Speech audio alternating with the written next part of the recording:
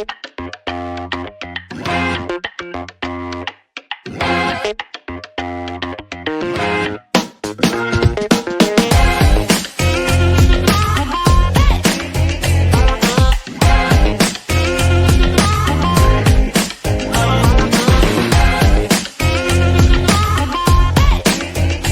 what's up? Hello, everybody. Welcome back to Roll Pod, an Alabama sports podcast from Bama 247. I'm your host, Cody Goodwin, back with Mike Rodak, just the two of us again today. Between Alex having to deal with a sick kid and me, if you can hear, very clearly dealing with a small head cold. Mike, we've reached the point in the calendar year where we're playing at less than 100% right now, so you might have to carry us a little bit today.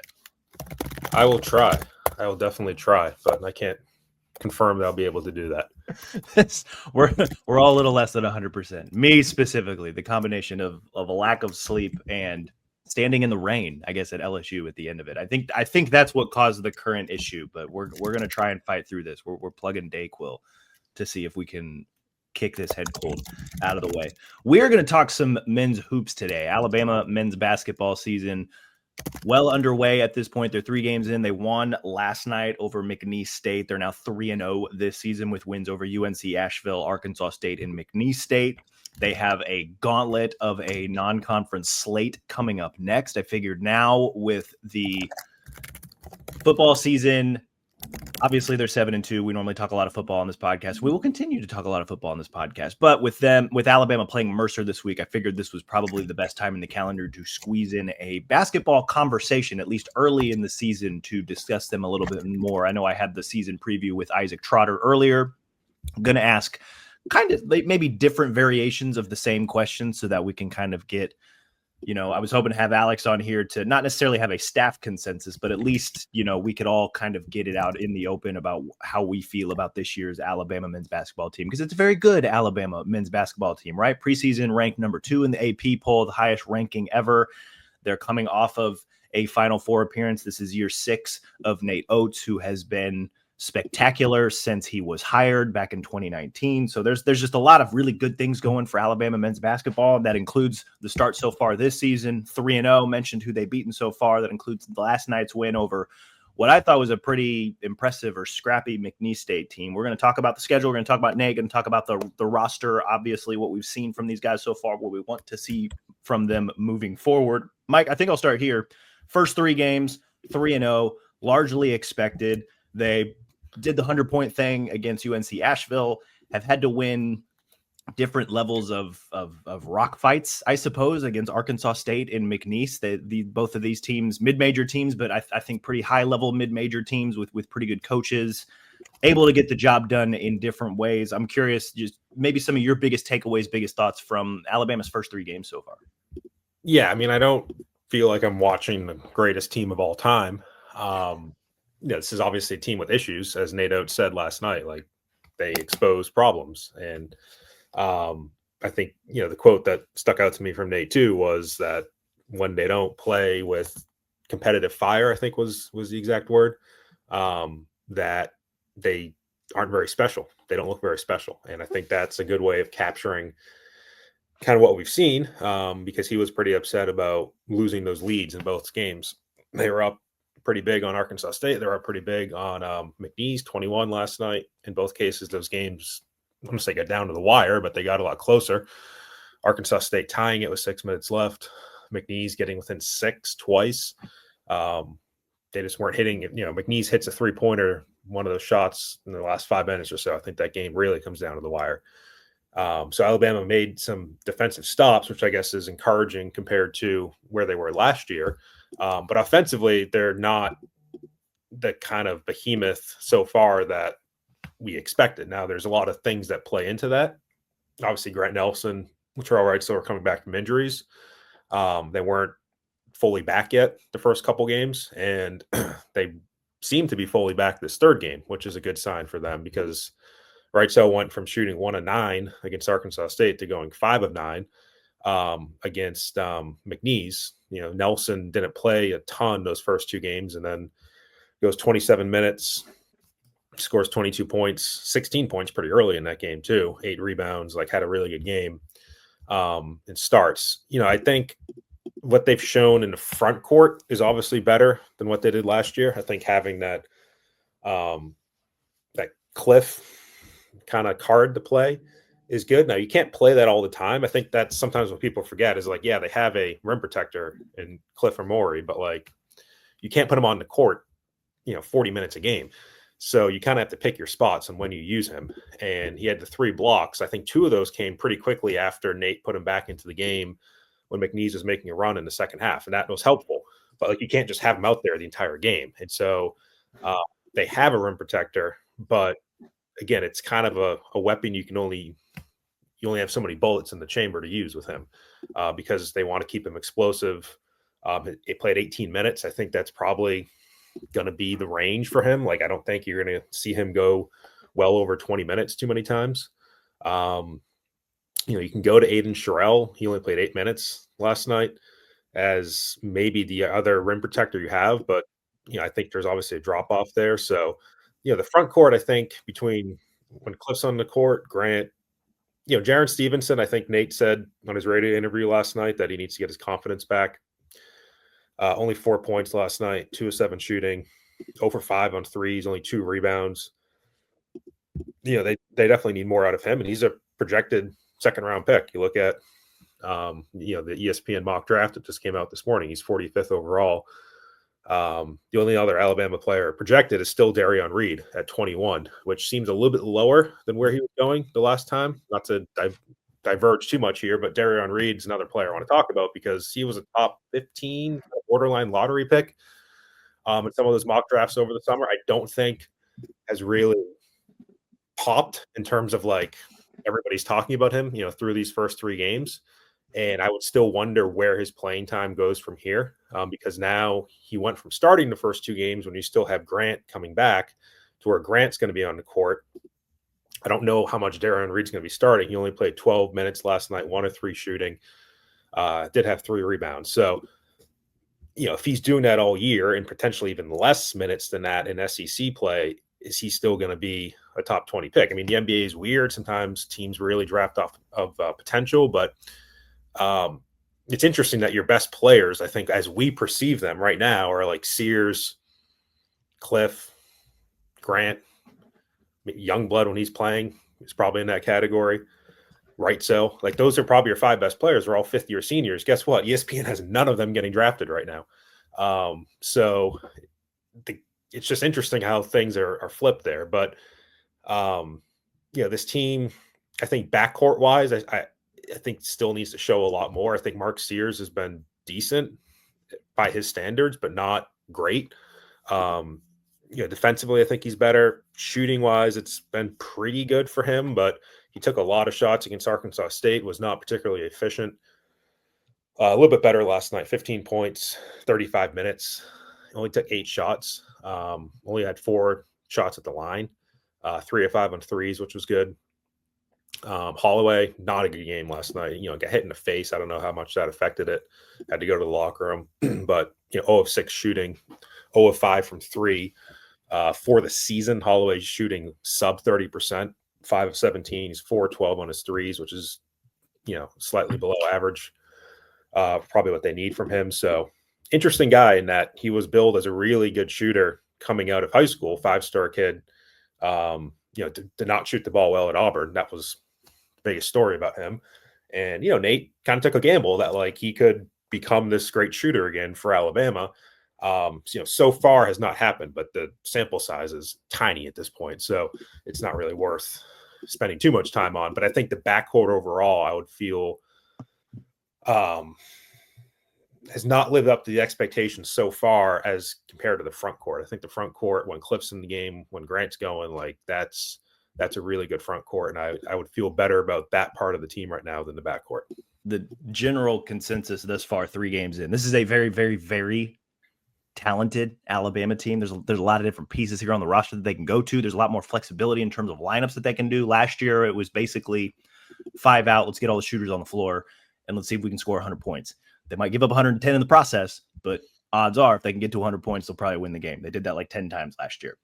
This year, they've got guys in the post who can help defensively, who can help with points in the paint a little bit more. They still have some pretty good shooters on the outside. I think the thing that I've seen through the first 3 games, they're still trying to figure out like how all of these pieces fit together in various forms. They're still trying to figure out what lineups work best, what lineups do they need to use, what lineups do they need to improve on. I mean, that was one thing that Nate said last night after the win too, is just like playing these mid-major teams. Yes, they're mid-major teams, but Arkansas State, McNeese both picked to win their leagues or finish fairly high in their leagues. Like they're going to contend for NCAA tournament bids. These guys are going to expose some weaknesses early in the season. And that's a really good way for a team that has national championship aspirations like Alabama to get their attention early in the season, especially with the gauntlet that they have coming up next. We'll talk about that a little bit later in the show. Nate's a little bit of a psychopath when it comes to scheduling non-conference games. And part of that is playing the Arkansas States, playing the McNeese States, so that you can probably get a win 90% of the time. But there's also that off chance, right? Like they blew a 20-point lead against Arkansas State. They let a 21-point lead against McNeese slip away. Like you can learn a lot by playing some of these games so that you can get your guys' attention and say, hey, like we do need to fix and hone in on some of these things so that when you do play the Purdues and the Houstons and the UNCs and the Creightons, I think what the official quote, you hit on this too, like if they don't play with a competitive edge, they're nothing special, right? Like, and when I heard that, honestly, I thought a little bit about Nick Saban, where it's just like, you got to find a way to keep your guys locked in. It's a little bit harder to do that with basketball because you've got 30 separate competitions, right? And it's just doing that night after night after night after night can be a little tiresome, especially also in basketball, you can maybe afford to slip up here and there. And it's not the end of the world, but yeah, like you can tell that there's a lot of talent here and they're trying to maximize it. And there's a little bit more urgency, I think, whereas I think last year there was a little bit more like, we have to play a certain way and we kind of have to do this. There's a little bit of urgency, but this year the urgency is more like we need to step it up in these few areas because we know that those few areas will help us get to where we want to go this season. I don't know. That was kind of vague and not nearly as detailed as I was hoping it would be, but I think you understand what I'm talking about. Yeah. And it's true. Like, I think it's only the second week in November. Like it's college basketball season's long. Like the games that truly matter, like assuming they get into the NCAA tournament, which I think everybody on planet Earth is expecting. Those games that matter are 5 months away. Like it's a long, long way off, or 4 months away. I can't do math right now, but there's a lot of chemistry I think that still needs to be built. Aiden Holloway is a guy that Nate mentioned on the radio last night. Like they need to get him to play their style. And to get him into their rhythm, because he thought too that they were getting too far down on the shot clock, that they were playing too slow. Like Nate always wants to play fast, regardless. Nate doesn't want his players to pass up open shots. He even said it doesn't matter if Aiden Holloway is 0 of 5 for 3. He wants them to take those shots. And then it's interesting too. Like once they get Chris Youngblood back, which is going to be around Christmas, somewhere around there, like that. It kind of adds another new player for them to work in the middle of the season. And if they built some chemistry without him, then how does that change when he's back playing? And you kind of have to build chemistry again with him. So that's gonna be another story to watch. But yeah, these next 3-4 weeks here are going to be tough, and they could very well lose games. I mean, we all talk about they play these great mid-major teams, and I think Nate mentioned last night he thought they would both be in the top 5 of the mid-major poll. As of right now, yesterday, collegeinsider.com has McNeese as number 13 overall among mid-majors, Arkansas State number 16 overall. So still, really good mid-major teams, but you're Alabama. Like this is a super team. Like this is a team everybody expected to be number 1 or number 2 in the country. This is the team people expect to maybe win the national championship. Like kind of scraping by against mid-major teams at home is not necessarily a huge accomplishment, as much as these teams are good and they might be in the NCAA tournament. Like if you want to raise your level of play to be this elite team, like you need something more than what they've shown. So going to Purdue, and Purdue's different. Like they don't have Zach Edey. It's going to be a much different look from Purdue than what they've done the last few years and what they did against Alabama last season. But we'll have to see, how that goes. And, North Carolina on the road, Houston and Las Vegas, and just how they get through all these games. And, it doesn't matter if you necessarily lose a bunch of those. Like, it's still net ranking wise, I think, going to be all right, because there are probably a lot of those are quad one games, and you're going to have some quad one opportunities. But it just means probably puts more pressure on you to go and beat Auburn at Auburn. Probably puts more pressure on you to go beat Tennessee, beat Kentucky, like beat all these SEC teams that are potentially quad one games later on. So you can get a really good seed in the tournament. So yeah, it's a long season, and it's hard to really make big judgments early on. But the fact that they're shooting 68% on free throws is not good. The fact that they've turned the ball over 37 times in 3 games is not good. Nate hasn't been happy with their offensive rebounding. The 3-point shooting has not been great. 30% through 3 games is not great. And I think how the minutes get kind of structured is really interesting to me, because obviously so far they've been easing Trelly and Grant back in, but once those guys are fully back, and I don't know if we can declare that after last night, but it looks like they're there. What happens to a Modi Abate? What happens to an Aiden Holloway if he's not shooting well? What happens to Darion Reed, like I mentioned earlier? What happens to Aiden Sherrill? What happens to Mark Sears if he's not, like Nate always says, like, if you're not playing defense, you're not shooting, you have another guy there that's going to play better, then do you give some more minutes to LeBaron Philon? But he hasn't really shot the ball well from 3 either. He's 1 of 7. So it's interesting. It's a really interesting team to follow. I think, sometimes you have these huge preseason expectations that they can go any which direction, and they're so super deep, and there's just waves of players. And then you kind of get to this point, and you have 2 players redshirted, you have a player hurt, you have other players banged up, and it's all of a sudden like, all right, like, what do we do here? And you don't have players playing well necessarily, so it's not always as easy as it seems, in October when you're looking at a roster. We'll touch on the roster here in a second. I wanted to ask you about Nate Oates. He is in his 6th season in Tuscaloosa. He now has, after last night, 120 career wins. And since he's been here, there's that. There's also 2-time SEC regular season champs, 2-time SEC tournament champs. He led Alabama to the number 1 overall seed in the 2023 NCAA tournament. He led them to their first ever Final Four last season. I mean, any way you look at it, it has been a resounding success since he has come to Alabama. I'm curious, Mike, in your view, what's maybe been the most impressive part about what Nate's been able to do as Alabama's head coach? I'd say some of the talent acquisition and talent production in terms of the NBA, which is kind of linked, because the more players they put in the NBA, I think the more they've been able to sell to players to come, even if NIL wise they're not as competitive as other schools are. I mean, they're not going to pay $4 million for the top player in the 2025 class as BYU might do.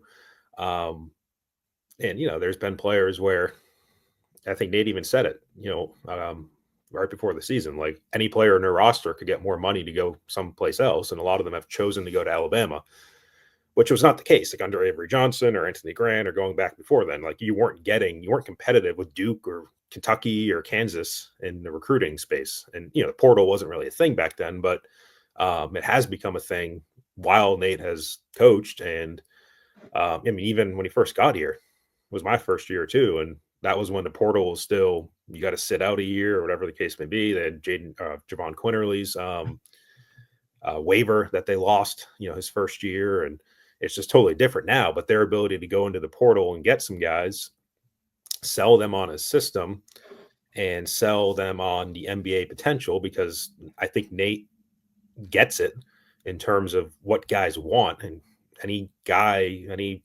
4 or 5 star prospect wants to go to the NBA above all else. Like, as much as there might be this quaint idea of winning a national title and some of that, like, I hate this expression, but you put a gun to a player's head, like, what do they want the most? Like, it's probably to go to the NBA more than a national title. Like, I think that probably means more to most players if you had to choose one. So I think he gets that. I think he leverages that really well with his system, and he can point to guys like Brandon Miller and Noah Clowney and Keon Ellis and Josh Primo and Alex Reese was in the NBA briefly this season, and Herb Jones, obviously. Like, there's Kyra Lewis. There's a lot of guys who have been through here now who have gotten drafted, and then players see that. So the ability to sell that, the ability to bring in recruits that way would be my answer to that question of what Nate has done well. Yeah, well, and the other answer, but in terms of the best thing that he's done.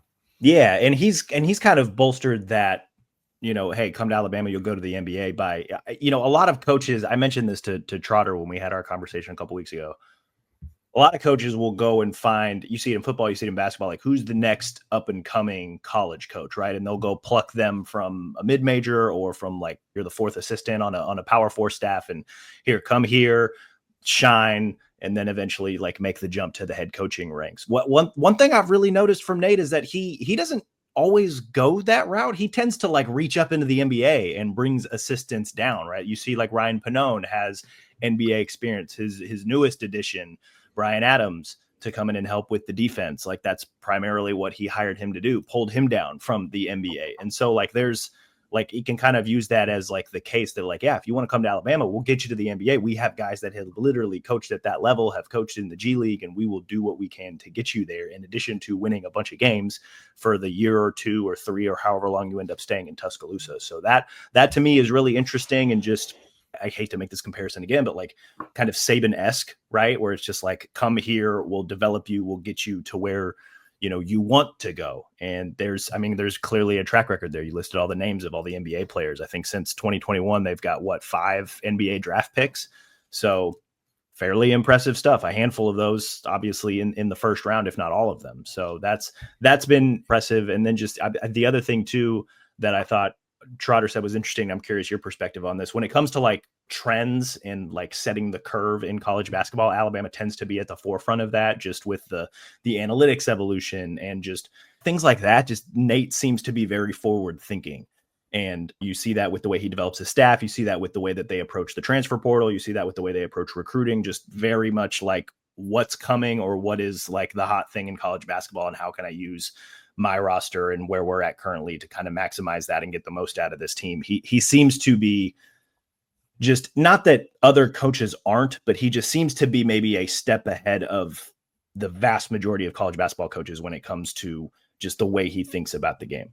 Yeah, it's what he's always done. I mean, he's always been very aggressive in trying to find, what's new. I mean, even going back to high school, when his system as a young coach wasn't working at Romulus, and he goes to California and goes and visits Vance Wahlberg, and he was at a JUCO at the time, I think, and he was running the dribble drive offense, and that's what Nate kind of adopted at Romulus, and that became his thing, and then brought it to Buffalo, and it's kind of evolved over the years in terms of what he does, but it's become more and more of an NBA style operation, an NBA style system with some of the staff members that he has, and that is probably where he's going to end up one day. Like that's, I think, that's the double-edged sword of all this, is that he runs an NBA system at Alabama. And I think there's probably going to be a day where an NBA team wants to just pick that up and bring it to their NBA city. And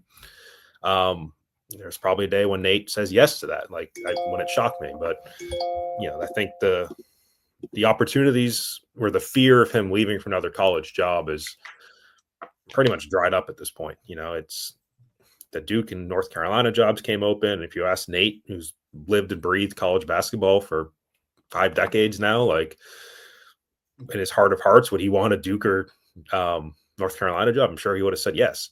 But they stayed within the family.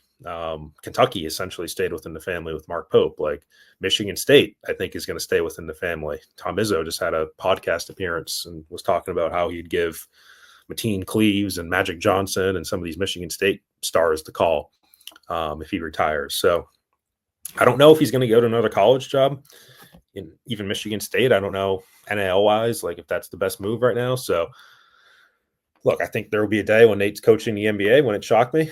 But for now, he runs an NBA system at Alabama, and it's working out pretty well. He has assembled maybe one of the best rosters Alabama has ever had, and arguably one of the best rosters in the country for this season. I think you can break it up into 3 groups, right? You've got the returners, You've got the group of transfers that came in. You've got the freshmen that came in, the returners, obviously Mark Sears, Grant Nelson, Latrell Wrightsell, Jaron Stevenson, Mo Diabate. The transfers, Cliff Omori, Chris Youngblood, who hasn't played yet. He'll be back by mid-December or for the start of SEC play in January. Aiden Holloway came over from Auburn, and then Houston Millette from Pepperdine.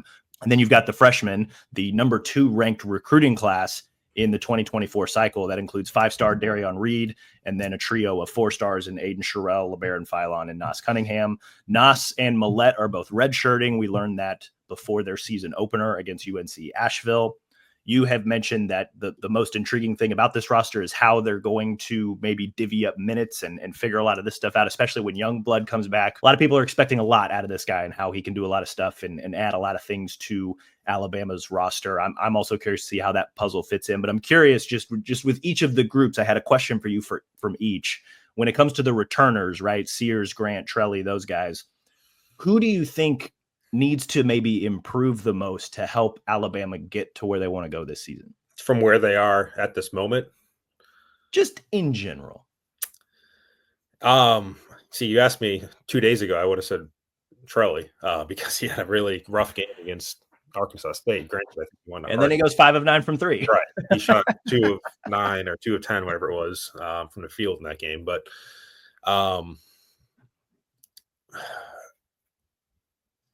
among the return, I'd say probably Stevenson. I mean, that's the thing. It's like he might not even start. He might not even play a ton of minutes the rest of the year, especially when Youngblood's back. But I think he's capable of being a really big mismatch player when he's able to shoot on the outside and also, defend bigs. So he'd be my choice. And he started at the 3 last night, which is something that Nate, I think, kind of teased earlier on. Having Cliff, Grant, and Stevenson on the court at the same time. But, he's an NBA style prospect and, going 2 of 7, 0 of 5, 4 points, 2 rebounds against a mid-major is not going to necessarily make NBA scouts feel great. So he would probably be the guy, but, we've seen what he's capable of in a big moment against Clemson in the Elite 8. So, yeah, it's so early in the season, it's tough to put too much weight on any of these guys, but I would have said Trelly before last night. I think I would say Stevenson now, but I think Sears, it's going to be an interesting year for Sears because he comes back, kind of with the idea that he's going to improve his NBA draft stock, win a national title potentially too. And the problem though with him is like, there's so many other good players around him that he may not have the opportunities to showcase himself as much as he did last year. Now, if he showcases his defense, that probably helps his draft stock more than showcasing his offense. But even to have him to play 35 minutes last night is interesting. I don't know if that's going to continue when Youngblood's in the lineup, just because you're going to have a bunch of guards you need to get on the court at some point. So, can he do better? Yeah. I don't know if he'd be the first choice, though, to answer your question. Of the transfers, right? Cliff, Youngblood, Holloway. Not going to see Millette this year, so maybe just those 3 guys. I think it's easy to probably look at like Cliff and be like, oh, they got Cliff from Rutgers. They add Water. Boom, defense, right? And he's shown a little bit of that through the first few games. Just teams are struggling to just get to the rim when he's on the floor because he's long. He's a really good defender. Even when he was at Rutgers the last couple of years, a team that's mostly hovered around 500, but has been, when you look at Ken Palm's defensive efficiency numbers, top 15, top 10 in terms of defensive efficiency when that guy's on the floor. You had mentioned, and Nate has alluded to this, that they're probably not going to play him 30, 35 minutes a night because Alabama likes to get out and run. That's not something he's 100% used to. They brought him in primarily for defense and to get those easy rim shots, dunks, whatever. So he'll be efficient in that way. How he gets used will be kind of interesting, especially with, they got Purdue at the end of the week. Edey's not there anymore, but that's a team that does like to slow it down a little bit. Does he play a little bit more in games like that? They've also got to play Houston later this month in Las Vegas. That's another team that likes to slow it down. So maybe we could see a little bit more of Cliff in those games. But when you look at the transfers, is Cliff maybe the most intriguing one, or who interests you the most in terms of what they can add to this year's team? Well, I mean, I think with Cliff, I think what you're getting, even when you get into these high major games starting Friday, he's proven himself in that league already. in the Big Ten. So like, I think you know what to expect with him against Purdue. Again, I think the problem with him, if you want to call it a problem, is just like you can't play him the entire game. So you have to pick your spots, and it's like knowing when to pick your spots is going to be the art of it for Nate. When to put him in the game, when to give him his rest, and I think he did a good job of that last night. Like puts him in the game, gets 2 blocks pretty quickly. I think it has to be Holloway in terms of the intriguing transfers because, like I said, like he was not great last year for Auburn. As good as his recruiting stature was, like, there's a reason why it just didn't really work out. He wasn't shooting the ball well and hasn't really shot the ball well, again, through a very small sample size at Alabama. He's small, like there's no doubt about it. He only has 3 assists in 3 games for a guard in Alabama's offense. That just where that's going to go. Again, we keep using this reference, but like when Youngblood gets back and the minutes get squeezed, like that's going to be interesting. If he's not shooting the ball well still, then it might be tougher to play him a bunch of minutes. And he's only played 16 minutes a game so far, compared to 31 for Sears and 26 already for Trelly, 25 for Philon. So he's your 4th guard by a pretty good distance right now in terms of minutes. And he probably will become your 5th guard in terms of minutes when Youngblood gets back. So kind of where he goes from here this is a big opportunity for him these next 4 or 5 weeks before Youngblood gets back to really show himself. So yeah, that's to me the obvious answer among the transfers. I think that's probably fair. It'd be interesting to see how, again, I know I keep saying this. I said on the last pod, I've been saying it a lot again, how Nate puts the puzzle together with this roster is going to be really interesting. And honestly, the picture could change probably game to game, as we'll see coming up over the next 6 games. Last question I had for you on the roster. You look at the freshmen, right? You mentioned 5-star Darion Reed. Aiden Sherrill, I think, has been not bad, but maybe not overly impressive through the first 3 games. We've gotten to see him a little bit here and there. That's a really big dude, by the way, just massive. And then also LeBaron Philon has started the first 3 games. He's been really, really impressive. I'm curious, just who are you most excited to see when it comes to the freshmen over the course of the season? I mean, I wouldn't have thought this, but I think it has to be Philon over Reed. Again, I just don't know what Reed's opportunity is going to be on this team this year. That is still an open question to me. As much as he's a 1st-round pick right now, still a 1st-round pick, like how much is he going to play on this team? I think Philon has proven himself more. I think, Nate really seems to trust him. He really seems to like him as a 2-way player. Wasn't great last night, 0 for 2 of 3, but I think overall, it's been, for a freshman, 25 minutes a game, shooting just under 50%. The 3-point shots have not really been there for him. Needs to hit a few more free throws, but has 13 assists, 7 turnovers, 5 steals. Like he's doing it on both ends of the floor. And right now, I think he's a player you probably have to start next to Sears most games. And then when Youngblood gets back, maybe he's your 3, and then Trelly and Holloway are coming off the bench. That seems to be kind of the way it's going, but I just don't know where you put Reed.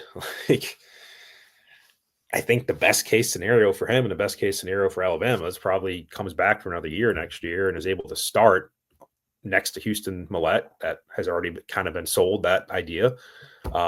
Next to, your 2 freshmen coming in so far, and Jemison and Allen, and not starting next to them, but, on the team next with them next year. And it's probably going to be a bunch of transfers that come in around them. So, we'll see. But for now, I feel like LeBaron Philon is going to have a much better chance to see the court and have a big impact on this game than Darion Reed will this season. The thing that interests me most about Philon, and he's been really good through the first 3 games, at least I think so. He was committed to Kansas. I think he even signed with Kansas. He had to get out of his, NLI, National Letter of Intent, or whatever they call that. Artist formerly known as NLI. So he was on his way to Kansas. Kansas you look at all these preseason polls, routinely the team that has been above Alabama or right there with Alabama when you look at a lot of these preseason top 25 polls. And so the fact that Kansas let this guy just go and they're like, yeah, we're good, makes me wonder how good, like really good Kansas is this year and how good they maybe could have been if they'd have kept a guy like Philon, because he's been fairly impressive in moments through the first 3 games this season. So I'm excited to see him. I'm also, like you, intrigued how they're going to use Darion Reed this season. Just what are his minutes going to be like? Just how is Nate going to cut that pie? I think that's just been the prevailing thought, even through the first 3 games of the season. Just what is this picture going to look like? How is Nate going to put the puzzle pieces together? Very excited to see that. Last thing I wanted to ask you, Mike, before we got out of here, their next 6 games, a little bit of a gauntlet. I know I alluded to it at the beginning, made reference to it throughout the show here. They've got Purdue on Friday, currently number 13 ranked. They play Illinois in Birmingham next Wednesday. That was an NCAA tournament team last year. I believe they got to the Elite Eight before UConn just ran them out of the building to start the second half of that game.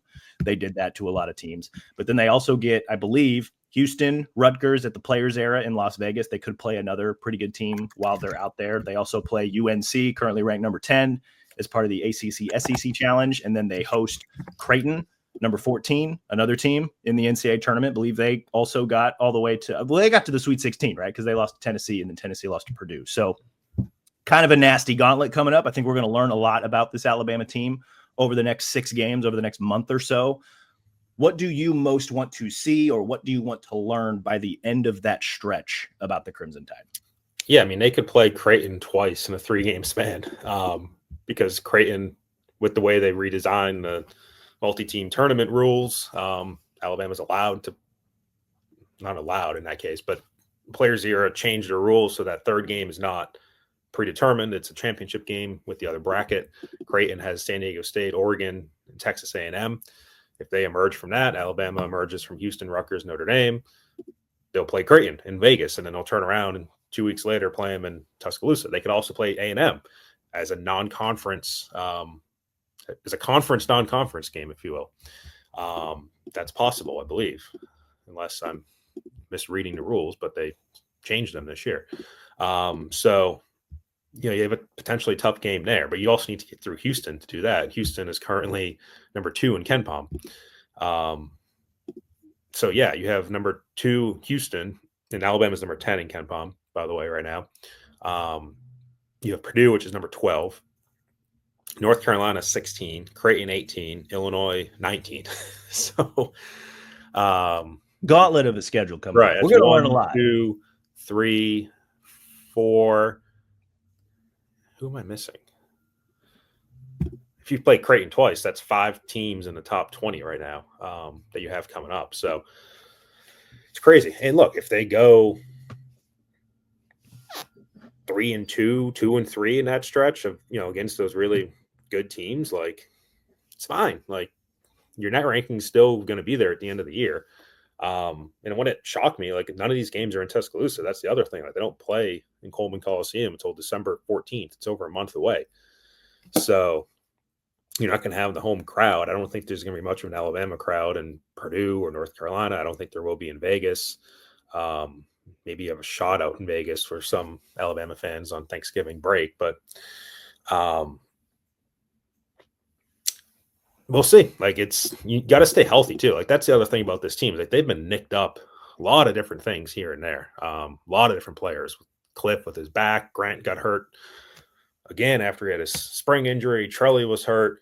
Darion Reed broke his hand. I mean, there's been a lot of different things here and there. So Cheryl was hurt for a while. Like, you just got to stay healthy too. And that's what we always talked about last season, was once Trelly had his concussion and Rylan Griffin got hurt, and that was a different team that we watched. So staying healthy is going to be a decent part of this whole drill as well. So what are you hoping to see from this stretch? Just them Is that what staying you asked healthy? me? Or? Yeah. I mean, obviously, I think avoiding a catastrophic injury, I think, is more important than winning Right. games. Yeah. I think that's a good observation. But right. Also, just when it comes to on the court. Right. On the court, I think it's just, look, I don't think you're going to be in situations you're up 20 points on these teams in the second half. If you are, great. So I don't know how much the competitive, like you can't let up the gas. Like you're going to have to, at baseline, play 40 minutes against these teams, especially Houston. I mean, Houston's a rock fight sort of team. They've been through that before with Alabama. So, how do they move the ball offensively? How do they shoot? Like, I don't want to say the offense is the bigger question right now, because I think overall we still need to see how the defense performs compared to last year. But the offense is not where it was last year so far, which is a little bit surprising given the firepower that they have. So, I think to me, it's the backcourt's ability to make those shots and move the ball and just play like we all kind of expected them to play. I mean, it's a broad answer, but I think it's going to depend on some of these individual matchups too. Obviously these are different teams that they're playing, and you're going to have to do different things against Houston versus North Carolina versus Purdue versus Creighton. It's going to be in Illinois too. It's going to be a little bit different each time.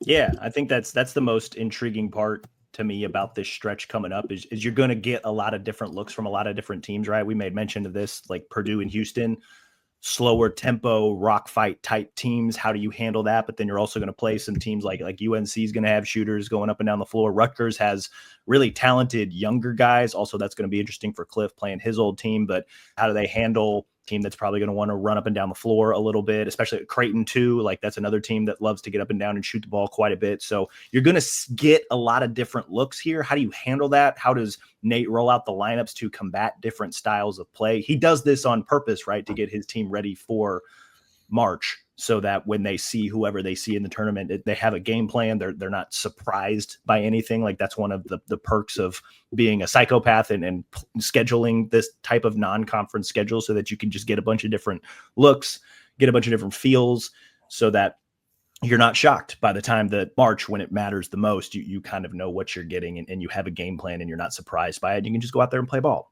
Yeah. And I think there's a balance too between kind of sitting here in November and saying, for the players I'm talking about, we're going to be there in March. Like just kind of worrying about like us winning a national title depends on what we do in March, which is true. And it's a long season. It's a long way away. But I think you still need to have a sense of urgency right now to win these games, because then you don't want to get behind the eight ball in terms of having some losses, start to stack against you. So there's a balance in kind of how you approach it, how much, and people hate the word panic, but like how much, if you lose a game here early, like how much panic is there? I don't know if you need panic, but I think you need urgency, especially for a team that has 5 fifth-year seniors. Like this is the end of it. Like there's not another season for these guys to play. Like this is their chance to do it. And you don't want to waste games. Waste these opportunities. So, there still needs to be some urgency, in November and in December. I think another thing to watch for me specifically, just to kind of sign off here, Alabama, especially in SEC play, struggled with road games, right? Like they were very, very good at home once we kind of figured out who they were. And then when they went on the road, they're just significantly lesser version of themselves. This will be their first true road game in West Lafayette on Friday, 6 p.m. start. How do they handle that? Purdue was obviously in the national championship game last year. Different team. Zach Edey's no longer there, but still very much the same system. Matt Painter's done a really good job building that program up. How do you handle a road environment? ESPN Analytics say Purdue's favored to win that game. I think it's like a 52-48 split. So what can Alabama do to close that gap a little bit? How do they handle a road environment? The first one of the season against another team that's, I think Purdue was also picked to win the Big Ten, if not picked to finish pretty high in the Big Ten. So another team that's probably going to be in the conference mix when it's all said and done by the end of the season. How do they handle that? Going to be really intriguing to see what they do there. Lots of intrigue about this Alabama basketball team, but they're 3-0 so far. Still some questions, but it's early. It's a long season. There's a lot of games left. Still plenty of time for Nate to put the puzzle together. We'll revisit men's basketball kind of in spurts, right? I don't know that I want to put an official schedule on it when it comes to when we'll talk about hoops on the pod, because there's still a lot of meaningful football still left to play. In fact, on Thursday, when we return, we're going to talk about the new college football playoff rankings, what it means for Alabama, what the path looks like, what the SEC looks like. And then obviously we'll discuss a little bit about the Mercer game on Saturday. That's the rough plan for the rest of the week. In the meantime, though, be sure to rate and review this show wherever you listen to your podcast, guys, Apple, Stitcher, Spotify, even our Bama 247 YouTube page. Subscribe to Bama 247 and 24/7 Sports. We're covering both football and basketball this month. It's going to be a wild, interesting month. We're going to be balancing a lot, but we're going to do our best to cover everything. And we want you guys to come along and enjoy the ride with us. So as always, we appreciate you guys for listening. We'll talk to you all again soon.